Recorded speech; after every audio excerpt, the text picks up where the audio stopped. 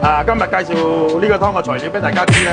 呢個嘅枝肚啦，有紅蘿蔔，有雞腳啦，有嗰個筒骨啦，未去皮嘅馬蹄啦，嗰個白果啦，15年嗰個冬甲陳皮啦，淡杏啦，胡椒啦。呢個湯嘅功效咧就係驅寒暖胃。個筒骨兌水佢，個枝肚都係要兌水佢先。雞腳啦，依家一齊落埋落去。我哋呢個湯一我都係落湯泉水去煲嘅，煲出嚟個湯鮮甜好多嘅。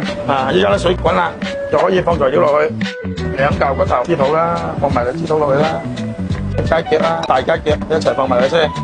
我2味薑，南杏、白果、紅蘿蔔、馬蹄，最後放埋胡椒 ，OK 啦，全部足料，3個半鐘 ，OK。嗱，呢個枝肚湯，哇，煲咗3個半鐘。幾靚，個湯幾靚，直情係起晒膠，直情係味精雞粉糖嗰啲唔使落噶啦。呢啲湯咧就供應晚市嘅，歡迎嚟到我哋富豪海鮮酒家品嚐我哋嘅老火瀨湯。